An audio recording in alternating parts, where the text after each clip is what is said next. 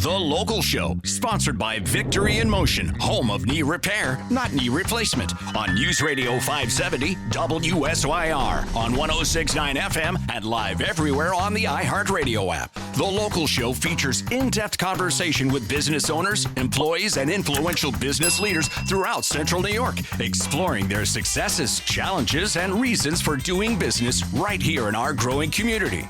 The Local Show is produced locally by Zoe Advertising. Now your hosts, Tom and Steve. Back into it and back at it. You found The Local Show right here on 570 WSYR, 106.9 FM. Or maybe you got a smartwatch and listen to it on your watch. We were kids. It was like Maxwell Smart. Oh, look, he's talking in his shoe and his watch. Okay, that's all true now. Now you can really do that. Yeah. I was watching the second Hallmark Channel? Part two. No, part two of the Back to the Future. Yeah. And Nike has those boots or the sneakers that automatically lace themselves. And I thought that they had that and they were going to make that commercially available. Yeah. But that would be kind of cool. Yeah, now, that would be a nice convenience. I was up at Drivers Village last week, saw the DeLorean. Yes. The DeLorean is sitting there, and I'm like, Very wow, they nice. got a DeLorean here. So I took it for a ride. No. Yeah. They didn't have a lot of horsepower, but they the flux capacitor was broken. They looked kind of cool. Anyway, speaking of looking cool, we've got a new guest to the show. Let's try not to scare him away. It's Matt. Am I saying your last name right? It's Dauksza? Yep, you got it. You nailed it. Is there a specific nationality to that? That one's Lithuanian. That feels very Baltic state. I was actually going to say, what is that, Lithuania? I was going Romania, but what do I know? Crazy, man. You're the Chief Investment Officer at Excelsior Wealth Partners. Now, I don't know Excelsior Wealth Partners, so why don't you give us a little bit of background? First of all, are you a Syracuse native? So, yeah, born and raised out near the Turning Stone Casino. So, Vernon, Verona, Cheryl. How does that make with wealth management? How do those go together? I don't know that they do. Okay. I don't know if they do. Did you go to a night of high school? Vernon, Verona, Cheryl. VBS. VBS. Went out to St. Bonaventure, little school in the middle of nowheres. I've been to both. Yeah.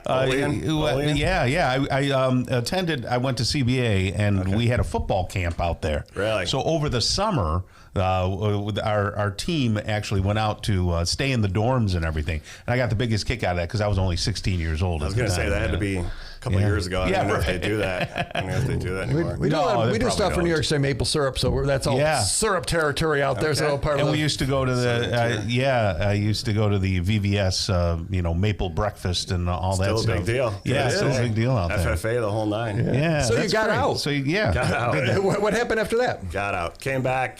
Started a family. Manlius, New York, out there. Right. Wife of 20 years, 6 kids. 6. 3 boys, 3 girls. Wow, Brady Bunch going on there. Look at that. That's us. What'd you go to college for? Finance. Oh, finance. Yeah. Okay. So I knew I wanted to do this early, and then just kind of followed a certain path to get to this point. Right. So Excelsior Wealth, is that like, is it a big national firm, or is it something that you started, or? Yeah, it's the second of the latter. Okay. So boutique, 6 locations, East Coast, but not a big, national type of firm, if you will. Right. And who do you seek to serve the most? Is it consumers, Great question. people with a ton of money, or just people with normal money? Or people like Tom. Yes. People who are poverty-stricken. Right, all the above. Ours is that niche of retirement transition. So first 5 years before retirement, first 5 years in, that retirement transition can be a overwhelming, kind of complicated process. When should I take Social Security? What Medicare plan should I take? I'm noticing on YouTube that is a very popular topic. Tom, it is to you because you're in that age Right. bracket, so they target you. They got an algorithm. They're after you once you look must at it be. once. Yeah, right. Because I'm 61, so it's got to be in that, You're right in that target. Right. Once you become 65, everyone comes out of the woodwork on Medicare, That's true. solicitations, you name it. No, that's true. So why would someone not stick with the planner they've been doing, or they had a 401k through work, and they had an advisor, and they didn't. So at that point, why would they go, hey, let's ditch all the people that have that we've been working with and go and look at something differently? Yep. And I would answer that the niche. So a lot of people manage money. The retirement process is a different animal, just a lot more complicated. should I turn my 401k into certain income streams? What's private equity? What's private credit? So it's just somebody can manage the investments and may not be suited for that retirement transition, which is a different animal.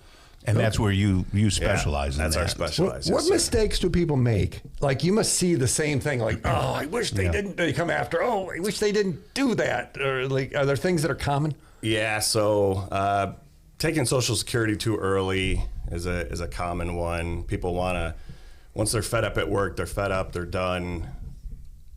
An income stream looks pretty attractive, but it's locked in at a low rate for life. Might not suit you well, and inflation increase years later.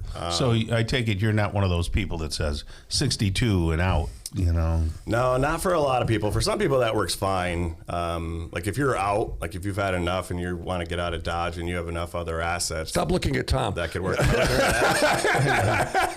But lazy eye.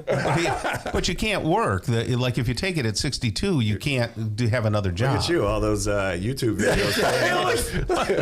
Well, my wife's a bank manager, so she told me that. She knows. Yeah.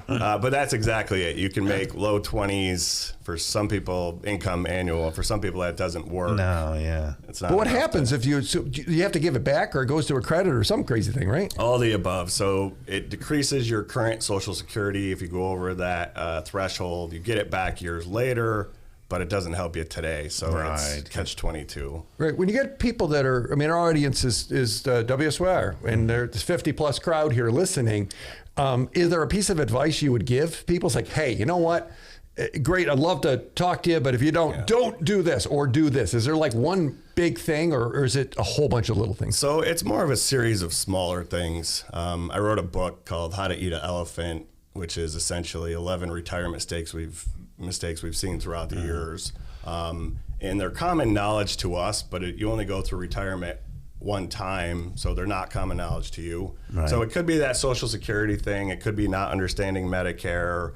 It could be, using a different product that has high expenses, that maybe there's an alternative out there that, somebody's not getting a big commission on. Mm-hmm. So there's a whole series of kind of mishaps. Do people get more cautious as they get older? Are they like, oh, I don't want to screw it up?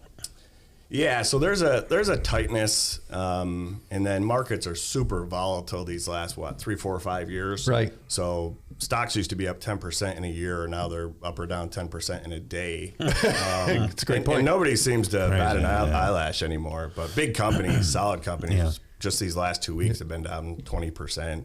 And that can be very inconvenient if you're thinking of retiring next year. Right. You got white knuckles because your portfolio's going like this. Is the 4% thing still a thing? It is. Explain what it is first, because So 4% rule says there's not a 30-year period where you wouldn't be able to take 4% out of your portfolio and have the money be exhausted. So it's now up to 5.5 because markets are up. But if you back test that to the year 2000 to 2010, it still works. It's just your $1 million might go down to 450 during that decade. Okay. After 7 years of retirement, and you're getting pretty nervous. So there's different ways to go about it, but that 4% rule is still out there. Just adjusted upwards for market returns. So it's putting a puzzle together. My words, not yours. Yours, definitely. But, okay. But you're not wrong. Okay. So maybe you're on the edge of retirement or thinking about it. You probably would want to have a conversation. Is that fair? Yeah, absolutely. Okay. What's the best phone number? I've got 303-1668. Is that a good number? Yes, sir. Let's use that one. All right. So 315, the big area code. Yep. You could talk to Matt, ask a question. You don't charge for questions, right? Do not. Okay. So talk to Matt at 303-1668. Maybe you just wanted a second opinion or something. We get a ton of that type of business. business. The website, Tom, can you read the website? Because I will not read that. I'll be dyslexic on that. Excelsior WP. Yeah. See, that's why Tom's a professional. So thanks for joining us today. Appreciate it, guys.